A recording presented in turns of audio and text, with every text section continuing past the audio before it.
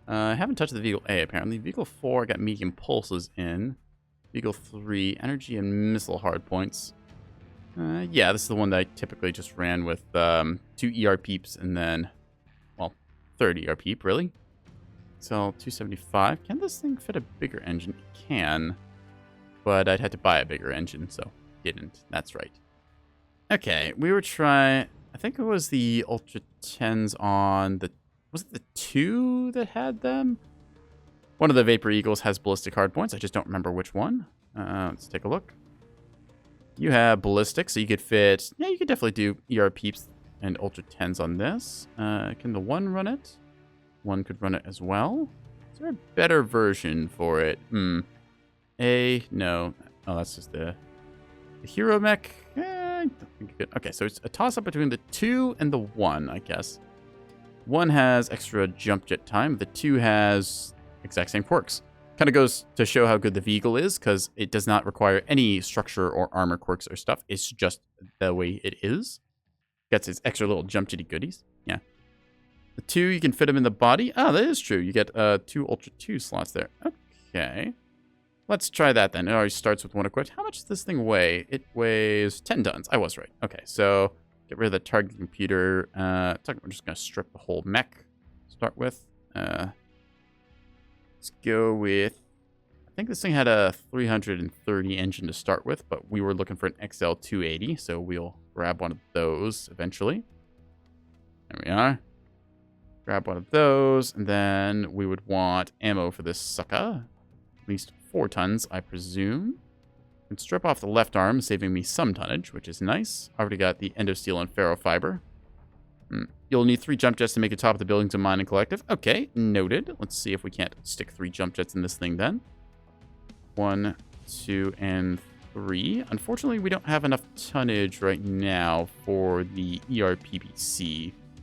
So I might have to trim some stuff off this. Let's cut the jump jets for right now. Could run it with a large laser if I so desired. But the idea of this is to kind of make it good at Pop-Tart firing, so we'll go with that. Alright. Just add on all the usual armor amounts. Let's see. Strip off, again, another jump jet for this. I might have to cut the engine down a little more from a 280, because this is going to be very hot otherwise. Want that maxed out armor here. Could probably get away with 4 tons, I think. So that'll be okay. Just, if I strip the head entirely, maybe I can get a jump jet in this. Yeah, okay, I can get a jump jet that way. Like so. Alright. 255 still goes 71. Yep, this runs at 82.5 currently. Alright, so this is a way of doing it. If I trim the engine out, because this is not a sort of close quarters build, this is more of a sort of medium to long range poke. See, that will give me, at the very least, that gets me a second jump jet for 19 meter vertical, but we really want to have more than that. Could get that, and then just a extra half ton of ammo. Couldn't hurt. Okay. That looks half decent. Put the ammo in the leg just in case I get torso shot in the back. All right. 3 tons of jump jets, 75 kilometers an hour. It is going to be very toasty, which is what worries me about the ER peep. But if I'm just firing the Ultra 10s, yeah. The thing with the LB10s, though, is then I'm using shotguns, which aren't as effective at range. They can still poke, but... Let's take a look. So how is this thing going to look? Okay, so we got the cute little Ultra 10s in there and an ER peep. Well, if we only fire the Ultra 10s on 10 heat, or 10 double heat sinks at least, that'll be enough.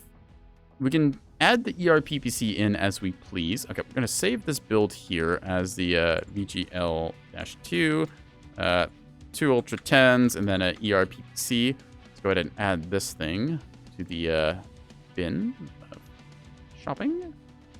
There we are. Purchase cart. Yoink. All right. Mech Lab. This is the wrong Vapor Eagle. We're going to go with the Vapor Eagle 2 and try this out for a bit. It might end up being too hot, and we'll only be able to be really firing the Ultra 2s, but at the same time, I feel fairly confident that this thing will deliver. XL255, yep, that's A-okay with me. Save loadout. the weapon groups. Turn our right click onto the PPC and the left click onto the Ultra 10s. That looks pretty good here. There we go. Set them up as a chain fire just in case I want that. All right, let's get some basic skills into this thing and some paint on it too. Let's see, grab a consumable slot and advanced zoom. Seems pretty good. We obviously want the, where is it? The ammo. Nope, that's Gauss charge. I don't need that. Want the ammo and the extra jam chance reduction-y thing. So we'll go with this. 6 points should be pretty reasonable. All right, we got 6 points into it. We'll add more later as we mess around with it, but this gets us a cool shot and a UAV at the very least, able to see around ourselves. Save. Okay, now let's get some paint on this thing. Regular colors, please. Let's go with, let's see, how does this thing look? Go with a blue and a pink and a green showing off the areas. Okay, let's go with 1 and 2. It's a little bit vibrant for my liking. So what if we went with a nice blue? Azurite looks pretty decent on that. Let's look better with like some accenting. It might, but that's very much highlighting our top. Okay. We're just going to go with this. Nice little black primary with blue secondary. Looks pretty darn good. Unless I want camo gray.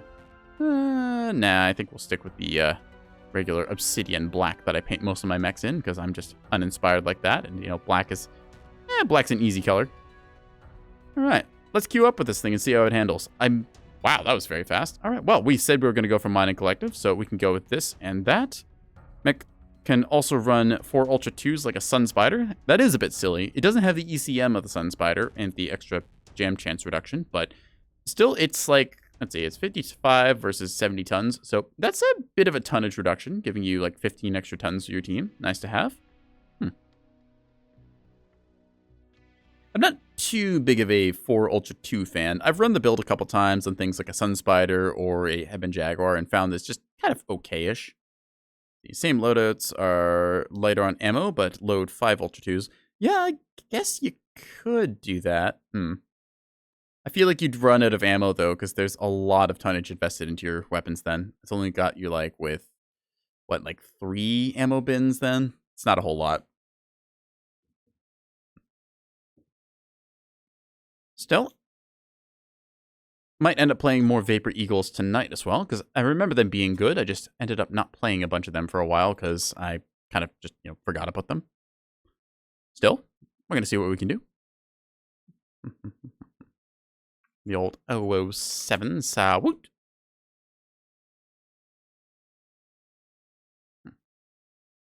So. Echo noises. Alright. Mining Collective. We should have enough jump jets to fit, or at least to get onto some of the silly towers here. The 1 of the 3 can fit 4 large lasers of choice, like a Hellbringer. Yep, I've seen that build done before. I've got one with 7 medium pulse lasers, I think, which is pretty good for sort of the skirmisher brawling like Phoenix Hawks like to do. All right, everybody, best of luck. Play together. Got a grasshopper here with a nice little stripe on the side. Vehicle 1 loaded with HAG 30 plus 2 LPL. Yep, that works pretty good. I don't think you really need large pulse lasers with HAGs. Your exposure time is kind of consistent there, so you could probably just go with 2 large lasers and the extra 4 double heat sinks now, since HAGs do have a bit more heat. PPC there. I'm used to the autocannons being on the right side because a lot of Innersphere mechs have them there, so yeah. It's all torso mounted. Whoa! Okay, that's Don't we know? Ooh, so an assault's coming there. All right. Charlie 4. Don't know. We can hopefully jump up here, so we're gonna try. Vapor Eagles, very good jump jets. Just the right vertical we wanted. Excellent. Mining Collective, very good if you have jump jets. It's okay otherwise. Let's turn on night vision so we can see a little bit better. There's some stuff to be had. Missing every single shot, as is tradition. Stone Rhino with a big old splat build. Cool. You are going to go around that corner, I think. There we are. Ow. Artillery. New target acquired. Not going to peek me again, I don't think. Nope. Excellent. New target What? You are? acquired. You fool! Let's got a HAG 20 ER large laser. That's kind of dirty. Oh! Lexington He just said, ran into a wall and kill it, died. that's cool. Poor guy. I've been there. Killing it works. All right. Target acquired. Stone Rhino marked. In that case, we almost cooked ourselves there, so we're just gonna have to cool down a little bit. 10 double heat sinks is enough cooling to, well, suffice for some builds. This one, less so. Gonna try and get around the middle Stone field Rhino's here. up there, the net looks fairly Ooh, clear. that's something far away. What the heck is that? New target. Hi, you. acquired. I should not have stopped moving there. That's a Mauler with AC5s coring me almost. Target spotted. Gonna mark them. I might be able to get up here. Stone Rhino down. Yeah, thank him for killing that Stone Rhino. Fuel at 25%. Just dropped an Artie on their ramp, Let's echo see, ramp. what do we Artie. got here, buddy? Oh, I thought he was gonna retreat. He didn't. He's just standing there. Destroyed.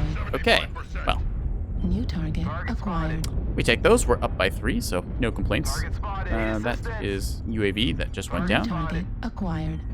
Okay, a roughneck, eh? Roughneck bacon, lettuce, tomato. Nice to see. You. New target acquired. Ow, ow, ow, ow. Echo 4 team, Echo New 4. target acquired. Let's see. Oh, excuse me there, little flea. To get up here. New target acquired. That is a crab Florentine, I think it's called. Yeah, Florentine. Okay. Rotary 5s on that thing. Kind of cool. Actually very hot, but... Destroyed. And very gone. New target acquired. Target spotted. Ow, ow, ow, ow. Override shut down. Okay, having to pop our cool shot there. We're going to have to fire our ultra autocannons at this thing. It is now a stick. Target spotted. Excellent. Let's go in the supernova acquired. in a second here. Bam. Left arm critical. That's right. Just keep shooting at me. Keep shooting at me. You're not shooting my team. That's fine. Take a nap. Take a nap. Take a nap. Take a nap. Take a nap. Take a nap. Take a nap. Take a nap. Take a nap. Take a nap. Die! Okay, we're powering down. We just gotta chill out here and cool down. Everything is perfectly fine. We are not at all in danger. Override. All right, we're good. Yeah. Okay, this thing is definitely a little bit hot. Might just run this thing with 2 Ultra 10s, honestly. Target Because spotted. they're doing pretty good numbers. Target Roughneck, destroyed. Gyan, something on the low New ground. target acquired. Good I don't job, know what Stevie. that Keep assault it is, up. but we're gonna figure it out. Ooh, Move. yeah. Target spotted. Target destroyed. New target acquired. That thing's overheated. All right, we can hit the legs, I think. Come on, get him. Critical. Whew, got him. Whew. You can also fit 2 Ultra 5s and 2 Ultra 2s. Yep. Be better for long range. I kind of like the idea of just running this thing with a big engine and 2 Ultra 10s. PPC Fire Echo 6. Saw something up here, I think. The UAC 5s, yep. I think I'm just pretty sold on the 2 Ultra 10s. It sounds good. I swore I saw a PPC shot from, like, up here somewhere. Just don't know where. See the red warning lights saying, hey, yeah, buddy, your left torso is a little bit kind of Shadow not Hawk there. Delta Or 5. on its way out, rather. Sorry, Shadow Cat. Fuel at 25%. Where are you? Fuel at Shadowcat, Charlie 5, Delta 0%. 5 line. There we Target are. spotted. Target acquired. Won't. Ah, he juked me. I thought he was going to fall back a little bit more. Let's see how well he can run. Shadowcats are oftentimes the last mech in the game because, well, they have mask and ECM and He just jump went jets and are Charlie just 5, very mobile Bravo and good. 5. Hard to complain about Shadowcat, really. The people who know how to pilot them very well. Huntsman probably better for pure Ultra 10s, 1 mount per shoulder, jam chance reduction, cooldown reduction. That is true. It's also 5 tons lighter, so it's got that going for it. I'm not sure if I have a Huntsman that's got the ballistics torsos or not. I don't know if that's a set of 8 or if that's a sort of baseline thing.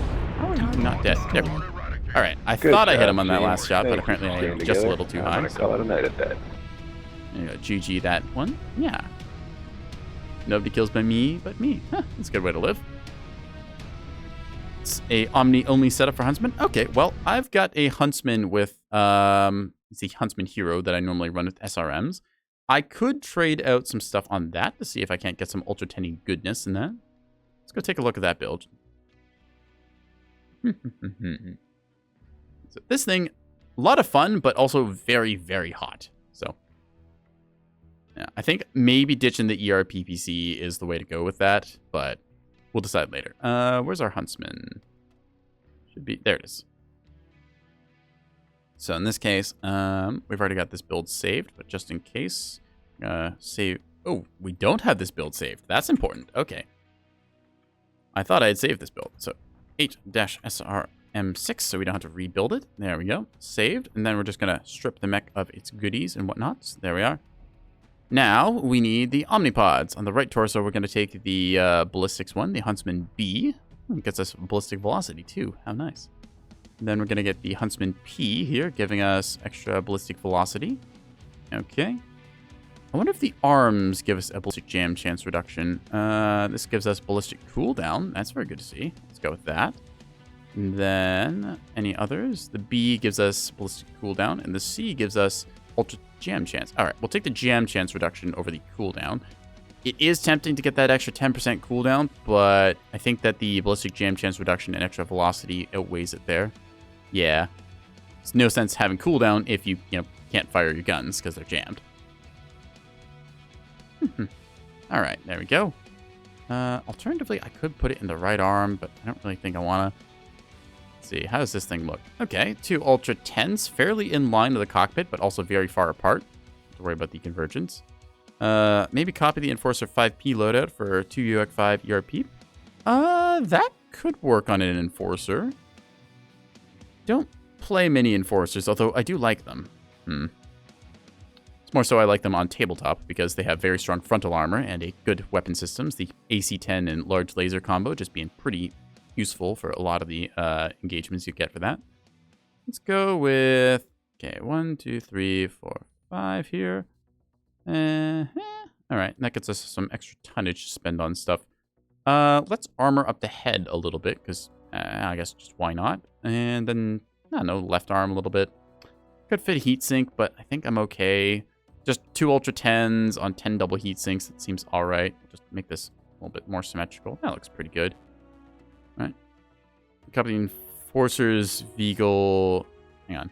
Copy the Enforcer's 2 Ultra 5 LPPC loadout into Veagle with 2 Ultra 5 ERP. Ah, okay. I see what you mean. So yeah, dropping down from Ultra 10s to Ultra 5s, which would save us some tonnage on ammo and weapon systems.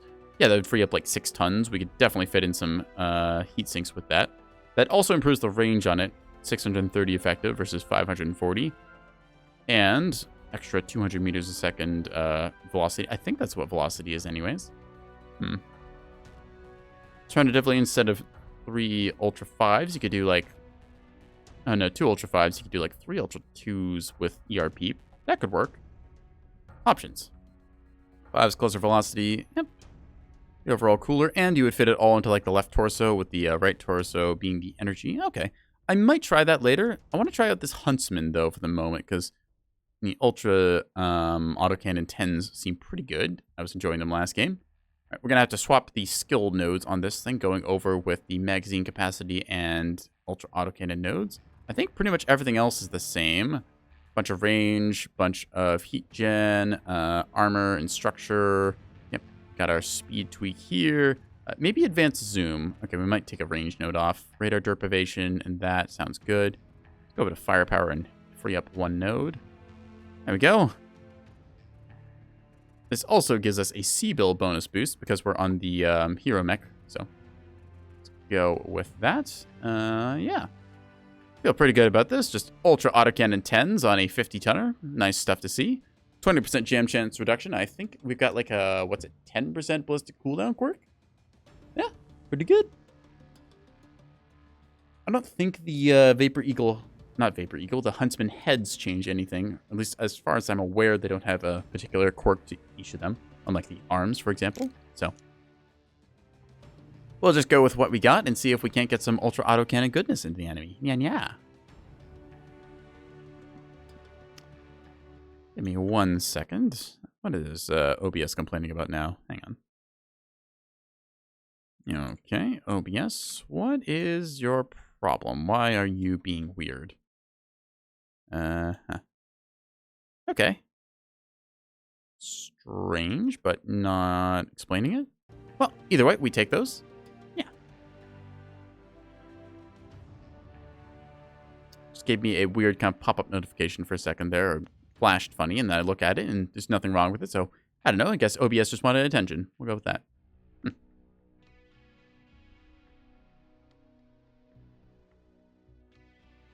Come on, find me a match. Please. Please.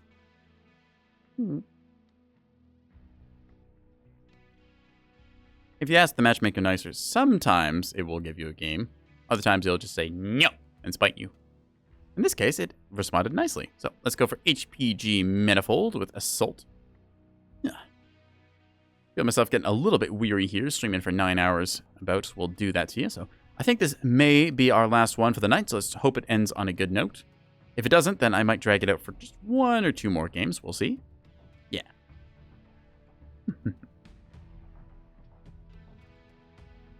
Should be able to peek some nice angles with the Ultra 10s being high mounted on the mech's side torsos. And yeah. I mainly play this mech as a short-range missile brawler, but I know it has very good verticality as well, so if I decide I want to go flying into the air and pop-tart shot somebody, then I'm sure I could do that. Gauss rifles are 12 tons apiece. I was just thinking, could I try and do a Gauss rifle build on this, but that probably won't fit. Just a little bit too heavy. If I could change the engine out, then I definitely could do that, but unfortunately, engines on Omni-Mechs are locked, so... Whoa, 7? Tiger Bat on our team, and was that Bear Claw? We've been seeing them tonight a bunch. Wah.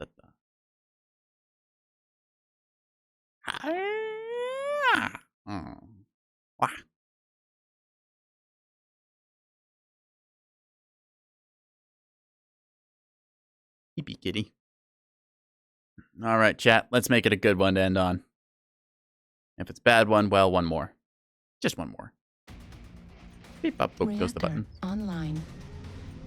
Okay, we're expecting a Sensors stealth flea. online. Wonderful. Weapons As if online. fleas aren't hard enough to spot. K4H guys are running brawlers systems games, so watch out. Override. Catapult Brawler and a Engaged. couple others. K4H. Just want to say, hey, No. West, I haven't played with you in like 7 years, man. Good to see you still around.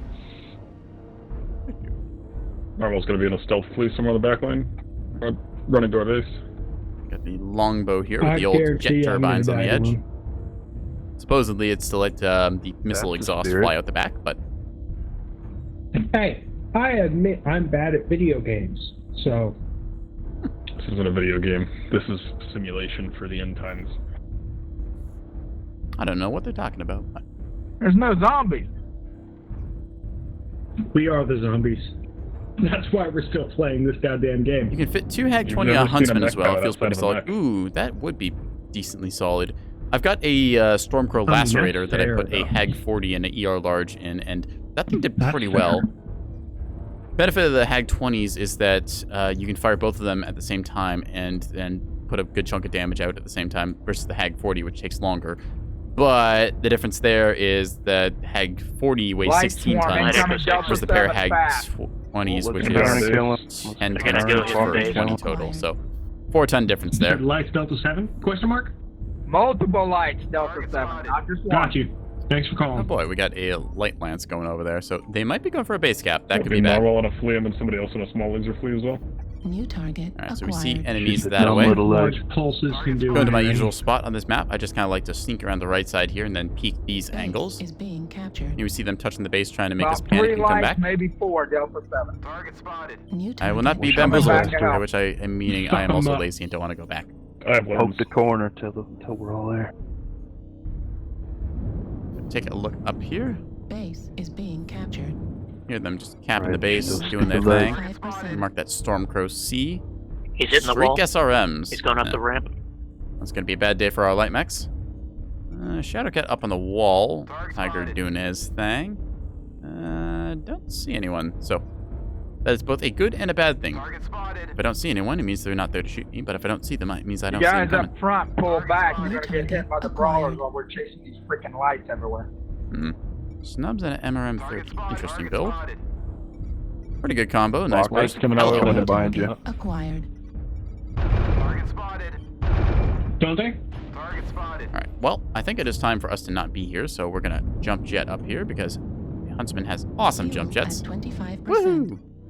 Uh-oh. F0%. Okay, maybe we're not going to. Hi, buddy. I have... Oops. Assault Okay, Delta we need 6. to not be here.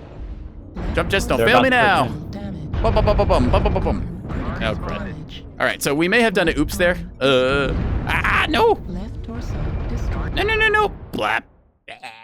Hotel's a lurmer. I almost got out of that, and then I slipped off the edge. Alright. Target spotted. Well, I'm not super happy about the way that goes. LRMs and heavy larges on a blood ass. Okay. UAV activated. Yeah. Tell you what. I think that, because that was not a good match to end on, we're going to queue up with something else.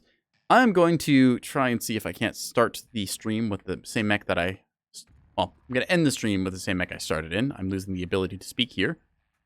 Let's see. Where is our Rifleman? Come here, Rifleman. We had the Rifleman 3C at the start of the stream, and we got stuck in a hole, which was funny. And in that case, if we ended falling into a hole, it would probably not be as funny.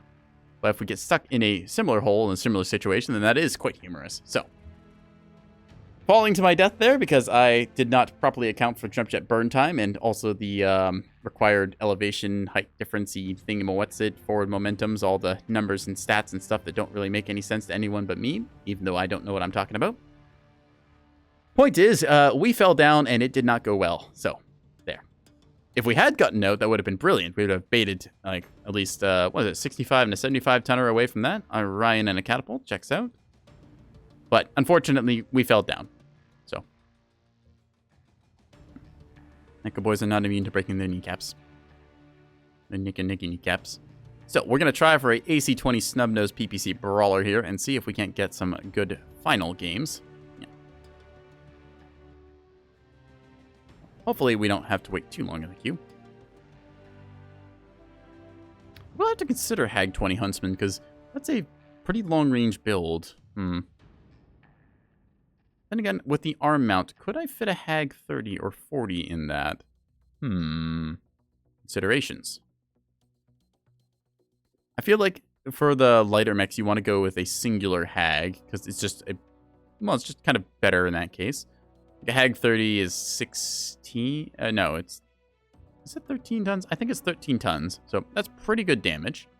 But Hag 40 would be ideal, although a bunch of mechs you've got fixed components, so you're not entirely sure if you can run them. Give me one last game to end on. Please, game. I just want one more. Just give me one more, man.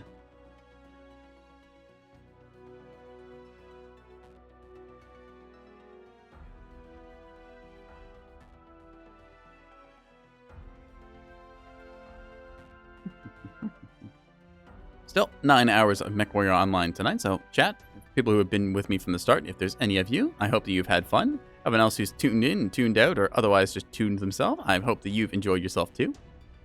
Yeah. I do this whenever I feel like it, and I stream sometimes. And by sometimes, I mean, again, whenever I feel like it. I should put together a schedule, because I've been trying to get some friends involved in a little collaboration stream, which I may or may not have forgotten to continue organizing today. I'll probably have to do that after stream and then get some other silliness done on the back end, making sure that all of my nonsense is collected in the right direction, but that'll be my problem. Instead, you chat, you can just sit here and watch and enjoy yourself as we watch the little Q circle magically spin around as it tries to crunch numbers and figure out who to put with what team. Yeah.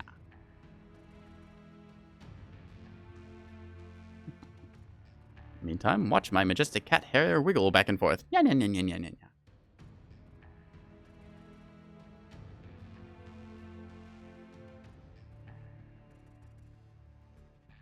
Hey, we got a match. All right, let's go.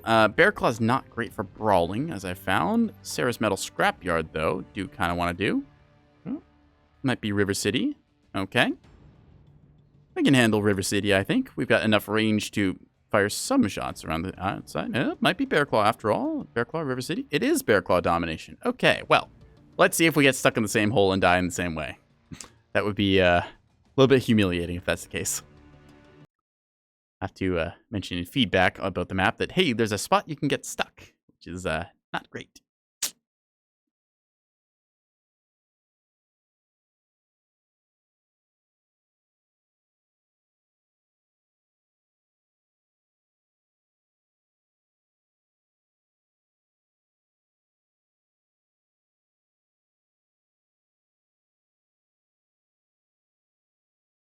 All right. Who do we got? Wow. Huh. Don't know who they are, but they're running. Is that the new Jägermech? And I think a Wolfhound. Jesus cosplayer. Eh, respect to them. Cosplaying as old Jeezy boy. In the old 007. Ready ourselves up and see if we can't get one last good one in tonight. I think Nuclear Caveman's been on all night as well. Beep, boop, boop.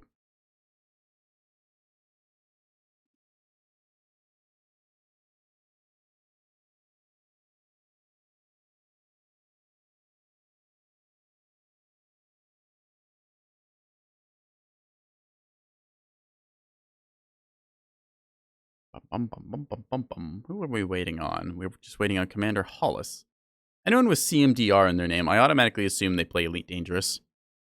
The commandery game, as it were. Hopefully they're not a disconnect. It would be rather unfortunate to start this 11 to 12, but it's not 11 to 12, it's 4 to 2. Haha. Oh goody, they're in a Jägermech Double D. Not an assault. Yeah, well. Let's just get to it, shall we? It's our time to run up at mechs and go pew pew. Reactor online. And that's the way we're gonna do. Sensors online. Do. Weapons Pew-pew. online. All systems. All right. nominal. Oh, Wolverine engaged. AC-20s and snub-nosed PPCs. Rifleman 3C XL-280. Take me away. Whee! 81 kilometers an hour.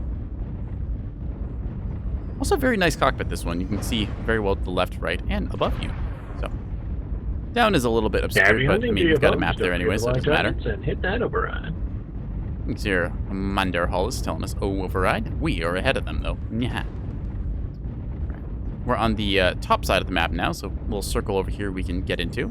It does put us on the right side of the map, though, which, well, it's not ideal for brawling, given that we tried running along here before, and space between cover is pretty far, but... Alternatively, I could try going over here and ambushing the enemy as they try and rotate around, but that could lead to me getting overwhelmed. I think I'll just stick to the right side for right now. The right now side, as it were. Stomp, stomp, stomp, stomp, stomp. Oop, something 1.5 kilometers away. Need to get to the circle. Is there only... no, there is 2 points. Okay. I thought there was only 1 point, but... I forget which one of the maps it is, but there's one of them that has domination mode, but it's completely missing the destructible bases for some reason. Destructible base is a way to add the timer in case you've lost some time. Let's see. In Azil, I don't remember what the Azil hero name is, but it starts with a B. So there. Nope. Can you not climb up these? Well, that's unfortunate. Maybe I need hill climb to get up those. Oh well. Can I fit through here? Maybe. Okay. Learning things. Hi, dude. Howish. Reverse. Ad break starts in 3 minutes. I don't think so. I'm going to snooze the ads. There we are. Nope. New target. Accidentally fire my weapons. There will be no ads before the end of stream. Please don't be an arty strike. Oh wait, no arty strike threat. Right, so we're indoors. Nope. Hit the wall. Okay. Let's go a little further forward. Hi, buddy. UAV up. UAV activated. I implore you to peek me again, Jesus cosplayer. Here we... Oh, he's running. Dang it. Oh well, next time. Should be a... Nope, nothing there. Take it back. Jenner, do you see anything? Thermals? Nope. Okay, well, they're just shooting at nothing. Cool. Target spotted. We saw him for an instant. Means that we should see him again. Hi, buddy. Bam. I'm a little worried about the rest of the stuff over there. But considering our teammates are moving up, I think we're okay. They assault on the low ground, longbow, LRM 20s and LRM 5s. We don't have anything effective at that range, so we're just going to move over to the right. See if anyone wants to try and tango here. Yeah. New target acquired. All right, let's see. That is one of the base objectives. So that's fine. We might be able to get a good shot here. Reverse. Perfect. Bam. Punch back.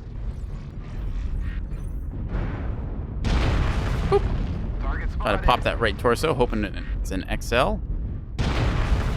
Getting good center mass hits at least. All right, we take that. New target. Vehicle here. You. Bam. Oop, missed him. Target spotted. And bam. There we go. Good hit. Come on. Ah, there's a fly in my face. Yeah. Ah, go away, fly. Yeah. Yeah. Target spotted. Target acquired. How is there even bugs in November? New target. I thought they were all like frozen or something. Target spotted. Target spotted. Ow, ow, ow. Right, you have indirect fire missiles. Forgot about that little factor. But you can't see me, so we're good. All right, we're going to risk pushing up here. Target spotted. Destroyed. Ooh, that was a good shot. I might have hit the head on that. I don't know. Target acquired. So, Mad Cat here. Hello, good sir. Guten Tagen. Target spotted. Ow. Right, you had a friend, didn't you? New target acquired. You vehicle. All right. Let's see, our Wolfhound should push him out in a second, I think. No, there's the one to our right. Okay. New I'm target gonna try going on this acquired. one quickly here. Never mind, it is dead. Bam. The Juggernaut, and then look for the New Vehicle. target acquired. Yep, Wolfhound pushing him out there. Come on, he's like, okay, he's not a threat anymore. We need to focus Target on. destroyed. That's too far to hit. New target You. acquired. Help. An E3. Bam. Thought I got a New good target angle on him. Apparently not. Target spotted. Go to the old night vision just to try and get the old fight vision. Hello, New you. target Boom. acquired. Target spotted. AC2s in a Juggernaut. Interesting. Leg on Foxtrot. See if we can't take this one out. Oop. Didn't mean to apologize, but I will, just because Canadianisms. Critical. All right, you have a right torso. Not for long. Bam! Destroyed. Ah! I am the mightiest rifleman. New target acquired. Even though it's not really a rifleman, it's a Juggernaut Fafnir thing. Still, right. No fly or Jägermech or what's this thing called? Juggernaut. That's the word. Will stop New me. target Even though I think the acquired. Jägermech ran off. Ooh, ATM 6s on a Howl. Okay. Interesting. Is that the New Jägermech down there? target acquired. That's the duelist. Alrighty, caveman, I'm coming for you. Target spotted. New target acquired. You can't ungo your bunger way out of this one. Target spotted. Oh, you. Boop. Target destroyed. The duelist is running heavy gauze and New Echo 4. target Watch out. acquired. Spotted. It's not. It's running LB20s. Target destroyed. Sorry, there Now was it's one running into the last- ground. Good game, everyone. Command is happy Yeah, to hear nice. your I think that's where we're going to call it, Jack, because that was a good game to end on. We did a lot. We got 3 Great kills, matches, did the good duelist numbers, was heavy gauze, different one. good stuff. Sorry. I like it. It died all the same. So, let's see. We got, where are we? 594 damage, 5 assists, 3 kills, 413 match score. Okay, our Jägermech Double D Commander Hall is coming in with a good chunk of damage. Jägermech very good with those things. Anyways, 3 KMDDs, 3 killing blows, 1 solo kill. I think that's about the best we got. So, with that said, let's go ahead and find somebody to raid. Yeah. Tab out here and briefly mute so that Twitch does not scream and yell at all, y'all. If the game would let me. Little game, please. Thank you. No. Keeps locking my cursor to the screen. It's rather annoying. All right. I'd like to thank you all for tuning in with me tonight. It has been a lot of fun. Nope. There we go. Let's see who else that I know is live. Oh, one of my buddies, Galaxy, is online. We're going to go raid him. So he's playing Ratchet and Clank Up Your Arsenal. So we're going to go ahead and start the raid. Galaxy, I believe they have the same artist as I do. We've kind of loosely kept in touch with each other. Maybe he's Australian too. So yeah, cool guy. Go ahead and go over and give him some love. We'll be starting our raid now. I've been NekoboyBlue. I stream whatever, whenever. I post a schedule sometimes on my Twitter. You can catch it going live notifications there. Yeah. This has been a lot of fun. I'll play more Mechwarrior Online and other games that interest me. Got a couple sci-fi titles in the upcoming future that I want to tackle. But for right now, I'm going to pass you over to Galaxy. And yeah, catch you all around, chat. Bye!